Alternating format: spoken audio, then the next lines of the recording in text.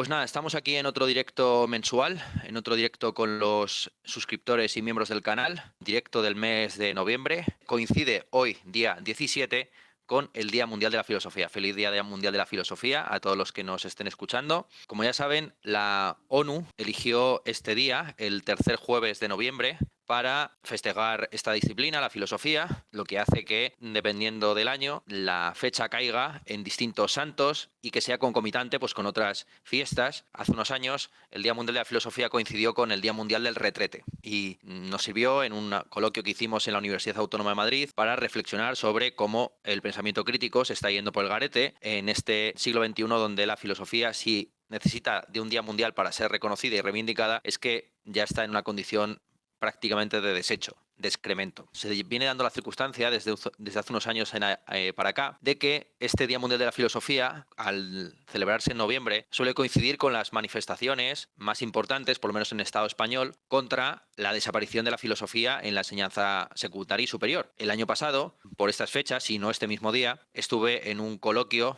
en una mesa redonda, en la Universidad Complutense de Madrid, precisamente protestando por las últimas reformas que volvían a marginar y a intentar sustituir la filosofía por la ideología en la educación secundaria en España. Esto se debe a que siempre es más o menos por estas fechas, en el primer cuatrimestre del curso, que los diversos gobiernos, de la ideología que sean, tanto de izquierdas como de derechas, presentan sus programas de reforma educativa con esta idea también utópica de que con la educación se educa y se cambia todo, que basta un poco de pedagogía para transformar el mundo. Entonces es normal que las reacciones de la comunidad docente, de la comunidad filosófica, si se puede hablar así, de la gente que estamos interesados por la filosofía, pues se produzca más o menos por estos meses. Es una coincidencia ciaga que ya me ha llevado a mí a organizar una contrafiesta del Día Mundial de la Filosofía, igual que existe un Off Sonar en Barcelona e igual que existe un orgullo LGTB crítico. Hace unos años yo decidí que iba a celebrar el Día Mundial de la Filosofía de una manera muy particular, a saber, enterrando, dándola por muerta. En 2016, si la memoria no me falla, o en 2015, organicé junto a mi amigo Miguel Ballarín un funeral de la filosofía que consistió en enterrar la mitad de un catálogo bastante amplio de clásicos de la filosofía, desde los presocráticos hasta el presente, y quemar la otra parte, la otra mitad de esos clásicos, manteniendo las cenizas en una urna que se encuentra ahora en mi posesión y con la cual he ido rellenando unos pequeños colgantes con la forma de la lechuza de Minerva que voy entregando a diversos individuos cuando se celebra este funeral. Ayer en este canal se publicó el vídeo del último funeral de la filosofía que hemos hecho. Lo celebramos aprovechando que yo pasaba por Salamanca hace unos meses, pero con la intención de hacerlo público, de que se viera más allá de la gente que asistió al cementerio esta semana, la semana del Día Mundial de la Filosofía. Lo iremos haciendo, lo seguiremos haciendo. He hecho ya varios funerales. Hicimos un funeral, el iniciático, en El Retiro. Hicimos otro en Morille, donde está enterrada la filosofía, junto con la famosa frase de Heráclito de que en el comienzo de las cosas se encuentra también su fin, pues todo está condenado a cambiar y a transformarse y a degenerar según el orden del tiempo y de la justicia. Y también hicimos un funeral de la filosofía delante de la tumba de Ortega y en la última, y esto conecta con el libro que hoy estamos presentando, El Gran Paramuerto, el último funeral de la filosofía lo celebramos en Salamanca, en el cementerio de Salamanca, delante de la tumba de Miguel de Unamuno, que, como ustedes están viendo, cosa extraña, parece que lo he invocado a través de una ouija, es el prologuista de mi último libro. Este libro que se publica ahora en noviembre de 2022, mi séptimo libro, está prologado por este señor muerto en el año 36. ¿Cómo es posible? Se preguntarán unos qué tipo de estrategia de marketing es esta, dirán otros. El prólogo lo tienen gratuito, se puede leer a través de mi página web, es uno de los fragmentos que hemos colgado que están de lectura disponible en ernestocastro.com. Ustedes bajan, ven ahí portada del Gran Paramuerto y clican sobre ella y ahí tienen el PDF de la parte que hemos liberado del libro. ¿Vale? Es un libro de 400 páginas, no se preocupen por el spoiler, les voy a leer el prólogo es breve y merece la pena ser leído. Entonces estamos en este Día Mundial de la Filosofía, como de costumbre, pues protestando por esta muerte o este asesinato de la filosofía. No sabemos si la filosofía como Dios ha muerto o somos nosotros la que lo hemos matado. Lo que yo enunciaba en ese funeral de la filosofía, lo vuelvo a recordar por si acaso hay algún despistado, no es que la filosofía haya muerto efectivamente, sino que se ha producido una degeneración semántica del término filosofía, que hoy filosofía significa algo muy distinto a lo que entendían los filósofos clásicos por tal cosa, no es un pensamiento sistemático y crítico acerca de la realidad, sino que en su versión más vulgar o mundana, es básicamente una cosmovisión adecuada a un determinado proyecto político, tecnológico o económico, y la filosofía casi como ideología, y desde un punto de vista académico la filosofía se ha convertido en doxografía, en paperiología, en la producción de papers, comentando a otros filósofos, entrando en debates que tan solo interesan en un círculo muy reducido, publicado además en revistas que nadie lee. Entonces, la degeneración semántica, la filosofía, tiene que ver con esa amenaza de muerte, que puede ser cierta, no de la propia filosofía, porque el pensamiento crítico, sistemático y reflexivo seguirá habiendo siempre. Bueno, siempre. Si la especie humana desaparece, pues es dudoso que otras especies con cognición avanzada hagan filosofía o no, pero bueno, esto es otro asunto, ¿no? Siempre que existamos dentro de lo que cabe, más o menos, pues podemos ser optimistas acerca de que haya filosofía en el futuro. Lo que es dudoso es que se llame a sí misma filosofía. Que, igual que el término ideología significó en el siglo XVIII el análisis de las ideas, para pasar luego a continuación, en el siglo XIX, a designar el pensamiento supeditado a un determinado proyecto político o sesgado por una determinada condición social, pues algo parecido puede pasar con el término filosofía, ¿no? Con el concepto, con la realidad de la filosofía. Entonces hemos hecho varios funerales de la filosofía. Hicimos uno delante de la tumba de Ortega y Gasset, hicimos uno delante de la tumba de Unamuno, quise hacer uno delante de la tumba de Sor Juana Inés de la Cruz en México, pero yo no me veía con fuerzas, el viaje me dejó muy tocado en la última vez que estuve allí con Diego Ruzzarín y con Santiago Armesilla, quizás en una segunda ocasión, pero bueno, ya habrá más oportunidades. Si alguno de ustedes vive en una ciudad con algún filósofo enterrado cerca, que me escriba, que yo soy como los enterradores de Yorick y estoy dispuesto a ir allí a meditar en torno a la calavera. Entonces, este libro, El Gran Pana Muerto, que trata sobre la muerte, efectivamente, pues está prologado por este señor muerto en el año 36 y que escribió en el año 1909 un prólogo que luego ha terminado aquí, entre estas páginas publicadas por la editorial Caja Books y coeditado, por cierto, en Chile por Roneo, la editorial Roneo, que publicó mi anterior libro de ensayos, Otro para el agua, saca como novedad editorial El Gran Pana Muerto con la misma maquetación que ustedes tienen aquí, salvo cambiando el logo, el de materia oscura, por el de Roneo. Han hecho una coedición, la Caja Books ha hecho una coedición con Roneo, la Caja Books publica en España, El Gran Pana Muerto, Roneo lo publica en Chile, estará disponible para venta a partir del mes en que yo vaya a viajar allí, en diciembre. En otros países de América hispana, pues si ustedes conocen de nuevo a un editor que esté interesado en publicarlo, pues lo hablamos y por supuesto se puede hacer. Como ven, además es un libro que está editado de lujo, es una edición espectacular, que además tiene este colofón tan precioso, con ese cabritillo, ese niño subido a los lomos de un cabritillo, y en fin, como siempre, pues la elegancia de la Caja Books, poniendo los negros para ver claramente la división entre capítulos. Este es un libro que trata sobre la muerte de diversos asuntos, pero quizás antes de entrar en el contenido sería bueno explicar el título, ¿no? Que es un título un poco extraño y largo, incomprensible para muchos, ¿no? El Gran Pana Muerto, palimpsestos todológicos. Vale, ¿de qué se está hablando aquí? Normalmente, cuando el título de un libro es muy abstruso, se le pone un subtítulo comprensible o asequible, o viceversa. Hay veces libros que tienen un título muy llano y perfectamente accesible y que luego tiene un subtítulo incomprensible. En este caso, tanto el título como el subtítulo parecen impenetrables, pero no son tanto. El Gran Pana Muerto. El Gran Pana Muerto es una sentencia que aparece en Plutarco en su libro sobre la decadencia de los oráculos. Plutarco es un filósofo grecorromano del siglo II después de Cristo, que escribe en un periodo en el que empiezan a entrar en decadencia las religiones paganas previas al cristianismo, y él cifra la muerte de estos oráculos y de este culto pagano clásico en torno a un mito, un bulo, un rumor. Cuenta un marinero que, yendo por el Mediterráneo, escuchó una voz que le invocaba, que le llamaba. Si quieren, voy a leer el pasaje concreto del libro en el que reconstruyo yo, con mis palabras, este mito. La anécdota de Plutarco, esto es el texto ya del libro. La anécdota de Plutarco se ha contado 1000 veces y de 1000 formas. He aquí nuestra versión. Mientras navegaban por el Mediterráneo, los tripulantes de un barco oyeron una voz que parecía salida del mar mismo. «Tamus, escúchame, Tamus», decía. Nadie sabía que así se llamaba el timonel del barco. «Tamus», se repetía. «Escúchame, Tamus. Aquí estoy, dime», respondió al fin Tamus. «Escúchame, Tamus». «Que sí, que ya te escucho». Tras mucho tirar y aflojar, la voz dijo lo que tenía que decir. «Cuando pises tierra firme, avisa de que el gran pan ha muerto». Tamus, que por lo general no se fiaba de las voces venidas de ninguna parte, lo apostó todo por el clima. Si había tormenta y el barco se iba a pique, no anunciaría nada de nada. Si por el contrario arribaba sano y salvo a puerto, lo tomaría como una señal divina de que a lo mejor debería anunciarlo. Protegido por los dioses. ¿Qué dioses? Al pisar tierra firme anunció, el gran pan ha muerto.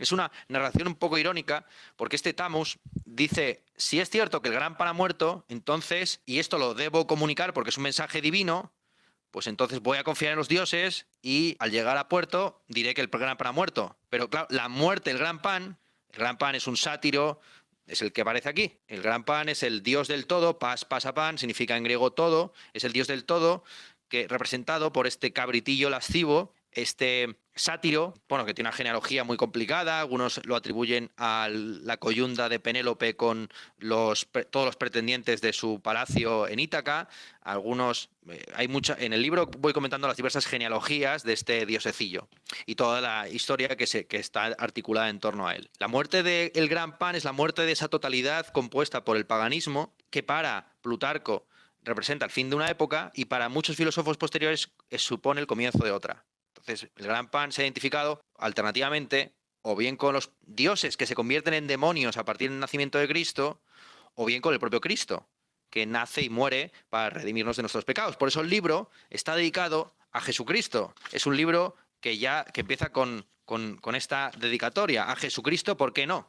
A Jesucristo, ¿por qué no? A Jesucristo, ¿por qué no? Esta es la dedicatoria. Vale, este es Pan, ¿no? Pan es el dios del todo, griego, que me permite abordar el asunto de la muerte de una época, igual que estamos ante el periodo de muertes de lo que toque, de la masculinidad tradicional, de las ilusiones del 15M, de la forma convencional de hacer filosofía, del capitalismo petrosexorracial, como dice Paul Preciado. Estamos en un periodo de transición donde, como siempre, lo viejo no termina de morir y lo nuevo no termina de nacer, pues este libro trata más sobre las cosas que están muriéndose que con las cosas que están naciendo. ¿Bien? No es un libro precisamente optimista o profético o que venga a anunciar la buena nueva. Salvo que la buena nueva sea que el gran pan ha muerto. Como dice la historia de Plutarco, puede que la única noticia que tenemos que traer es que el gran pan ha muerto, la totalidad ha muerto. La muerte de la totalidad es también la muerte de la posibilidad de conocer el todo, de la aspiración de la filosofía a explicar todas las cosas. La filosofía se vende a sí misma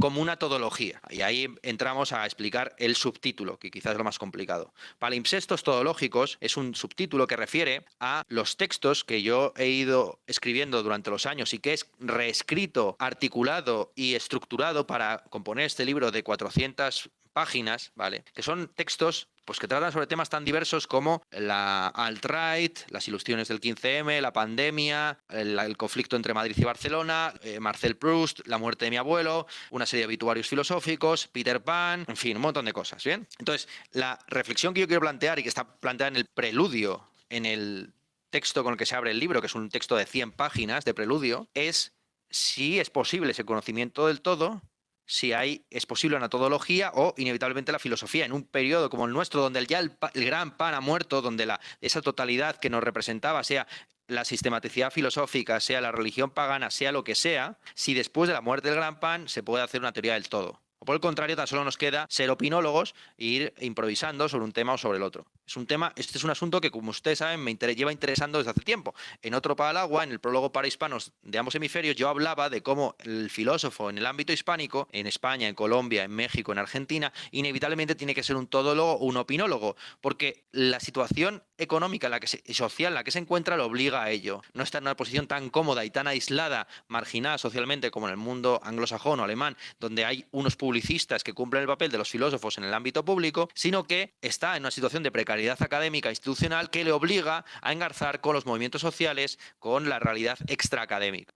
Hace 2 días yo estaba presentando el libro de Paul Preciado y en su caso se notaba muchísimo. Se veía muy, muy bien tanto la vocación de engarzar con lo extraacadémico como la inevitable necesidad de engarzar con ello. Entonces todos los filósofos, no sé si por suerte o por desgracia, en el ámbito hispano tenemos que ser todólogos, porque nos están llamando constantemente para hablar de el animalismo, la religión, la teoría de la ciencia, la izquierda y la derecha.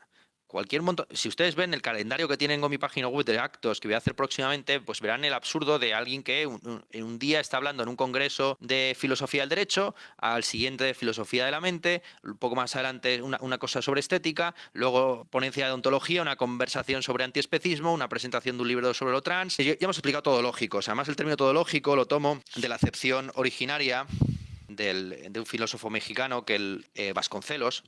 Vasconcelos acuñó el término todología para referirse a su filosofía del todo, y lo que hago es a recuperar y reflexionar sobre el todo, la totalidad, como todas las cosas no es el todo, y esto engarza con otros libros míos previos. Por ejemplo, en Realismo Postcontinental, un asunto principal era la existencia o inexistencia del mundo como la totalidad de las cosas. Esa existencia o inexistencia del mundo era algo que estaba debatido pues, por todos esos autores que abordé en la tesis doctoral, que se acaba de traducir en Morsibec, pero que no toca ahora presentarla. Ya la presentamos hace unas semanas y volveremos a presentarla físicamente en Madrid el día 29 a las 7 de la tarde en la librería Meta con José Luis Villacañas, mi director, el director de mi tesis.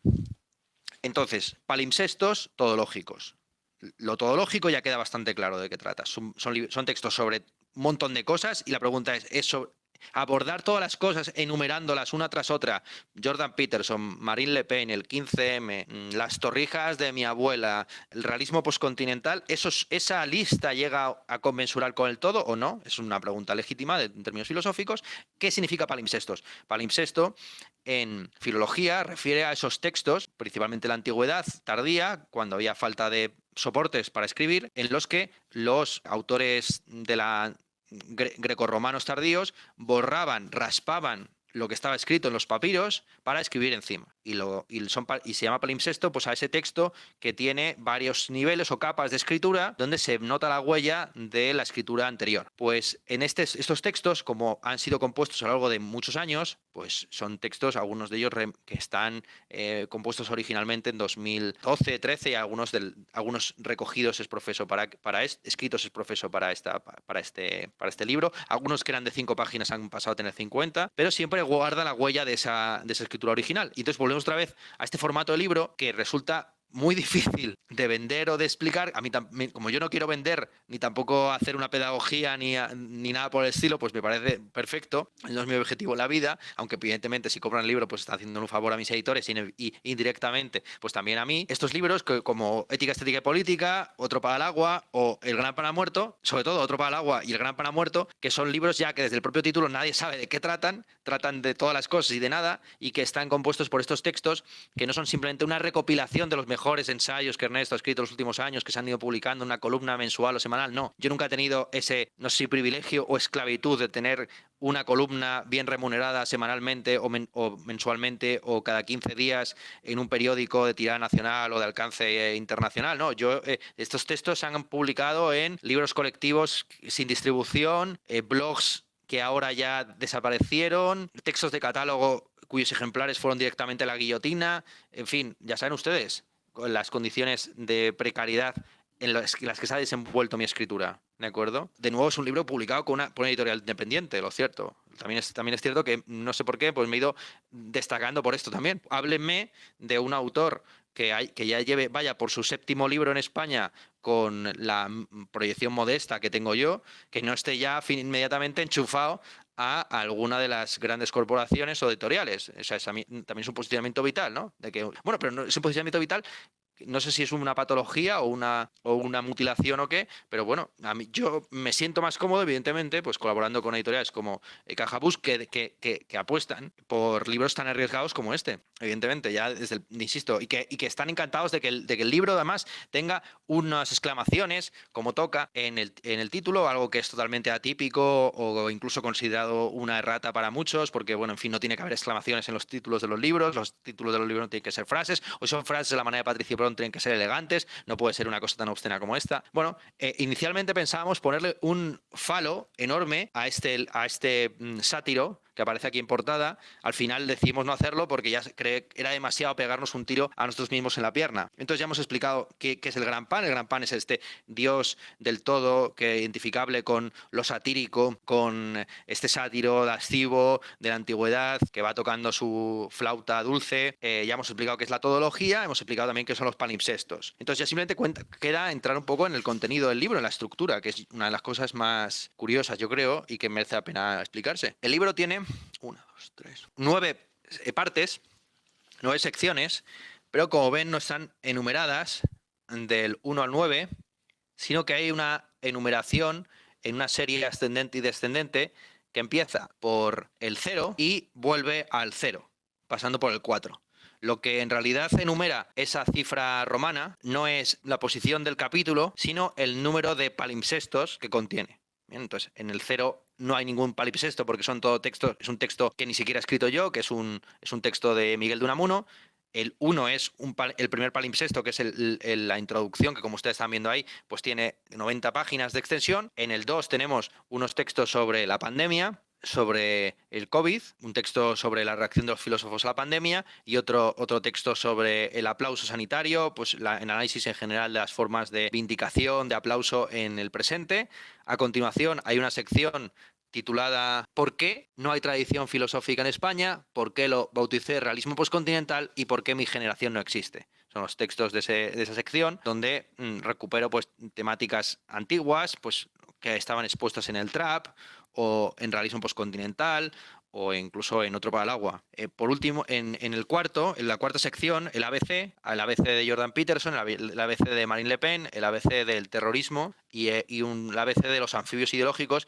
Estos son los fragmentos que han quedado de ese proyecto inacabado de escribir un libro sobre la derecha y liberal. Tengo otros capítulos y otras secciones y a lo mejor algún día termino el libro. Este es un libro compuesto por retazos, por fracasos, por muertes, incluso muertes de libros que uno proyectó y que nunca llegaban a nacer. Y la cuarta parte, el capítulo que lleva la numeración 4, porque tiene 4 palimpsestos, es principalmente un capítulo de cuestiones políticas y sociales. El capítulo, en este caso, aquí, y todos muy reelaboradas. El de Jordan Peterson es un texto que a lo mejor alguno de ustedes conoce porque se tradujo al inglés, pero ha sido revisado y ampliado, pues teniendo en cuenta también el debate con Slavoj Žižek. En un directo hace unos meses leí un pasaje en el que de ese capítulo en concreto. Pasamos a las 4 últimas secciones. Tenemos una sección sobre 3 libros.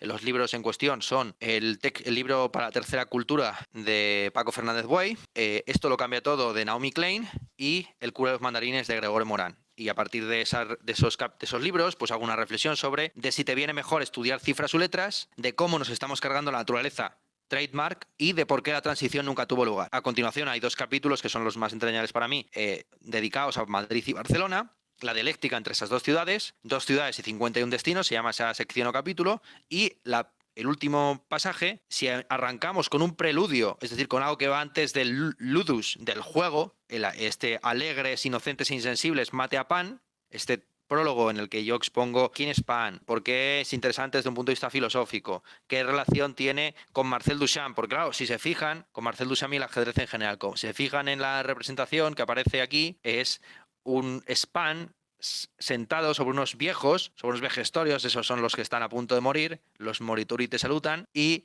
puesto todo encima de un ajedrez con ruedas, porque se dedican secciones importantes a hablar y a debatir sobre ajedrez. Incluso hay algún tablero aquí, a ver si lo encuentro, aquí están, ¿no? Este es un análisis de la partida entre Deep Blue y Kasparov, en la que Kasparov no perdió, sino que ganó, y precisamente por la forma en que ganó, cometiendo la máquina un error que tan solo podía ser calificado como humano, Kasparov pensó que los desarrolladores de IBM se habían pasado y realmente habían creado una máquina que podía pensar por sí misma, es decir, que podía cometer errores, que tenía conciencia y por lo tanto era falible. Vale, pues entonces esta es la explicación.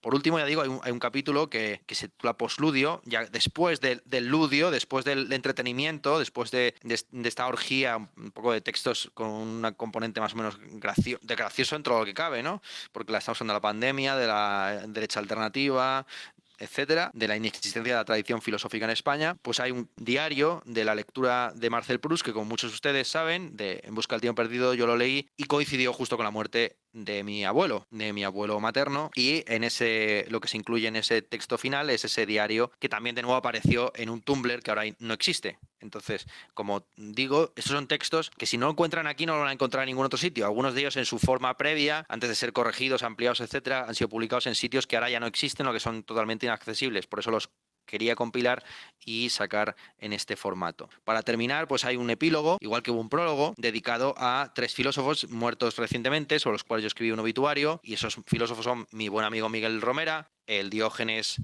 de Sinope de la Universidad Autónoma de Madrid, Toni Domenech y Jesús Mosterin. Vale, vamos a leer entonces, para terminar esta presentación, el prólogo de Miguel de Unamuno y cerramos, para que vean ustedes por qué tiene sentido recuperar este prólogo, no dentro de unas obras completas de Miguel de Unamuno selectas, sino como prólogo para un libro actual.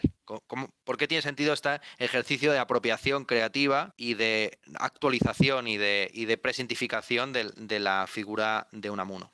Dice, Unamuno en este texto, titulado Prólogo ejemplar y publicado originalmente en Los lunes del Imparcial el 6 de diciembre de 1909. El autor de la obra que aquí se sigue, un joven, claro está, me pide que sea padrino de ella y de él, que le presente al público. Y yo, claro está también, no he podido negarme a ello. ¿Y cómo iba a negarme?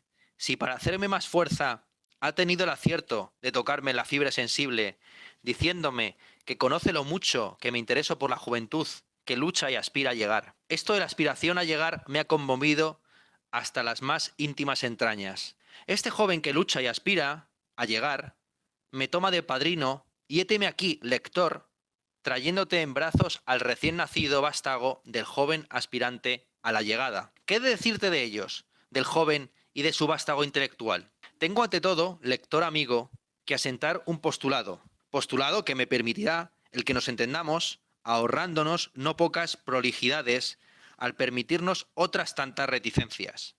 El postulado es, lector, que tú también escribes. Esto en España al menos es axiomático. Aquí no leen los libros más que quienes los escriben. Es lo que estoy haciendo yo. Yo he escrito este libro y yo también lo estoy leyendo en voz alta. Por lo menos estos libros que constituyen lo que llamamos pomposamente la literatura española contemporánea. Porque hay otros libros, novelas sobre todo, que lee mucha gente que no escribe, como son costureras, románticos dependientes de comercio y mancebos de botica, señoritas de la alta clase media, curas, banqueros, estudiantes. Pero estos libros ni entran en la literatura ni hablan de ellos los críticos. Quedamos, pues, lector amigo, en que tú también o has publicado algún libro o piensas publicarlo. Y esto facilita mi tarea presente. ¿Qué quieres que te diga yo de la obra que es esta que estoy prologando? Como entre nosotros toda mentira es inútil, excuso confesarte que no la he leído. ¿Y para qué había de leerla? No es preciso leer una obra para ponerla un prólogo. Hay ciertos principios supremos, metafísicos, que sirven para prologar todas y cada una de las obras literarias humanas. Metafísicos o, si se quiere, metestéticos, porque en esto de componer vocablos por analogía y antítesis, mi genio es de una fertilidad inagotable. Mucho más cuanto que tengo observado que mis mayores éxitos se han debido a la invención de una pura palabra o de una pura frase. No he leído la obra. El leerla habría significado para mí un sacrificio mucho mayor que el de escribir el prólogo, aunque éste hubiera de ser tan extenso como la obra misma prologada. De todos los infortunios que pueden sobrevenirme, estimo uno de los mayores el de tener que leer un libro, cualesquiera, que me den sin haberlo yo pedido, cuando tengo tantos que busco sin encontrar tiempo para leerlos. He aquí por qué me aparté con horror del oficio de crítico. Me figuro que no ha de haber más triste borrachera que la de un catador de vinos. Y además, debo confesártelo también, lector y escritor amigo, me interesa mucho más lo que han dicho los muertos que lo que los vivos dicen. Cuando tú te hayas muerto, Dios te dé largos años de vida, leeré tus obras. Gana las obras literarias, yo no sé qué solemnidad augusta, cuando se sabe que quien las escribió duerme en la tierra el sueño sin despertar. Esperemos, pues, a que tú o yo nos muramos. Me interesa el hombre mucho más que sus escritos. El hombre, sobre todo el hombre. Y cuando puedo conocerle, y verle, y oírle, y hablarle, dejo de lado sus escritos y me voy a él. Y como no puedo hacer esto con los muertos, que sí viven entre nosotros es por sus obras, he aquí por qué leo de preferencia las obras de los que murieron. Tengo además para esto otro motivo, y es que si en un caluroso elogio admirativo de la obra de uno de esos que fueron deslizo algún reparo o leve censura, no ha de resucitar el muerto a increparme por el tímido reproche sin tomar en cuenta el total elogio, que es lo que pasa aquí, lo que hago también con Unamuno. Unamuno no se va a quejar, no se va a levantar. Se van a levantar y quejar los que no han leído a Unamuno, los que desconocían que existía este texto, por supuesto. Esos se están quejando ya de qué estoy haciendo yo con malversando el patrimonio de Miguel de Unamuno. ¿Ustedes qué dicen si no sabían que existía este patrimonio? Si esto se lo he descubierto yo. La vanidad no entra en la morada de los muertos. Por otra parte, al joven autor de esta obra que estoy prologando, autor vivo y muy vivo, le importa poco, me parece, que yo haya leído su obra, con tal de que se la prologue y tampoco le importa gran cosa el que yo hable o no de su obra en mi prólogo. Lo capital para él es que mi nombre aparezca en la cubierta de su libro. Un padre avisado busca para padrino de su hijo a una persona de posición y a poder ser de fortuna, a uno que pueda más adelante, protegiendo al padre, proteger al hijo. El que ese padrino, al tener en brazos ante la pila al recién nacido, conteste al cura credo, cuando maldito, si cree en lo que se le pregunta, esto es cosa que al padre le tiene sin cuidado. Después de todo, contesta en latín, que es una manera de no contestar de veras. Si me preguntas, pues, lector amigo, si creo en la excelencia literaria de esta obra que te presento y apadrino, te contestaré en latín, credo. Esto es de ritual, como los juramentos ante los tribunales de justicia, y las cosas de ritual no tienen nada que hacer en la conciencia. Precisamente la liturgia se inventó para eso, para formalizar nuestras relaciones sacramentales sin mengua de la conciencia. Es una especie de etiqueta o protocolo a lo divino. Las relaciones entre los hombres y los dioses, las relaciones entre el hombre y los dioses que se forjan, tienen también sus fórmulas de cortesía. Hay que ser cortés con Dios, dice el mejor maestro de ceremonias que conozco, un canónigo que tiene la plena conciencia de la importancia de su cargo. Creyéndolo, y creo que con razón, el más importante de los cargos todos del cabildo. Es una cosa comprobada históricamente el hecho de que el dogma ha brotado no pocas veces de la fórmula litúrgica. Y también es cosa comprobada que es más fácil que la cortesía lleve al amor que no el amor a la cortesía.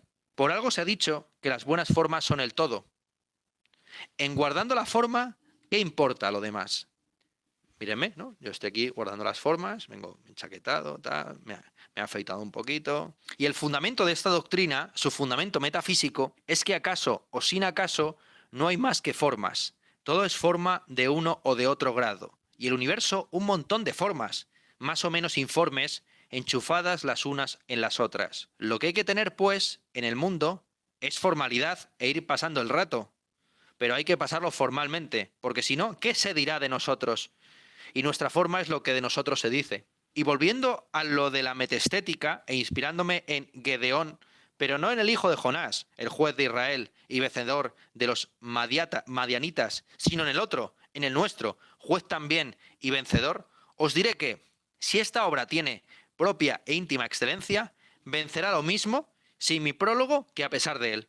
Y si por el contrario carece de excelencia alguna, no le salva a guisa de bula de meco mi prólogo. Todo lo cual es de clavo pasado, razón por la que lo estampo aquí y así voy alargando mi prólogo sin haberos hablado del libro prologado. Y esto es lo exquisito. Este joven, el autor de este libro, quiero decir, aspira a llegar. ¿Hay acaso algo de malo en ello? No, sino que es una aspiración muy legítima y hasta muy noble. Si han llegado otros, ¿por qué no ha de llegar él? Todos los mortales dotados de palabra, y hasta los que careciendo de ella, braman, rugen, zumban, croan, relinchan, balan, gruñen o rebuznan, todos estamos hechos del mismo barro, y al mismo barro hemos de volver todos, quia pulvis sumus et in pulverem reverentum, revertemur. ¿Por qué, pues, no ha de llegar el joven autor de este libro que estoy prologando? Él ha de llegar, no me cabe duda de ello, pero quiere llegar cuanto antes, tiene prisa por llegar. Es que conoce el valor del tiempo, de cuya íntima eficacia no siempre sabemos darnos cuenta. En economía política, y lo mismo en la doméstica, el tiempo tiene tanta importancia como el dinero.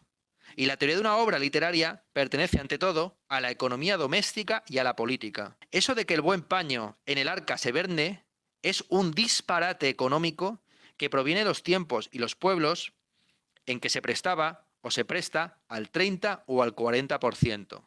Mientras se vende el paño en el arca, tendría el pañero tiempo de morirse de hambre si no fuera por el usurero, que es quien se queda con el paño al cabo. No, hay que vender pronto.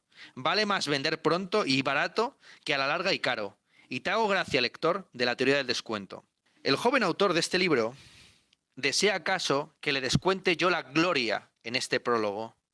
Pero cuando me meto banquero me gusta serlo con mi cuenta y razón. Me limito, pues, a remitir su firma, sin salir fiador de más.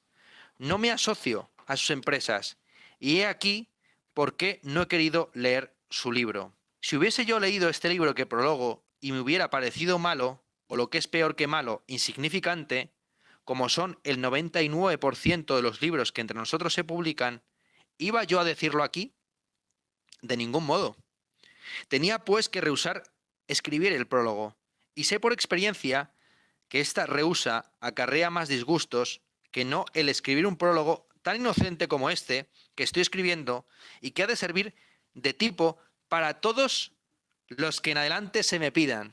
Este prólogo sirve para todos los que en adelante se me pidan. Yo le fui a pedir a su tumba a Miguel de Unamuno este prólogo y él me lo dio. ¿Que esto es tomarle el pelo al autor?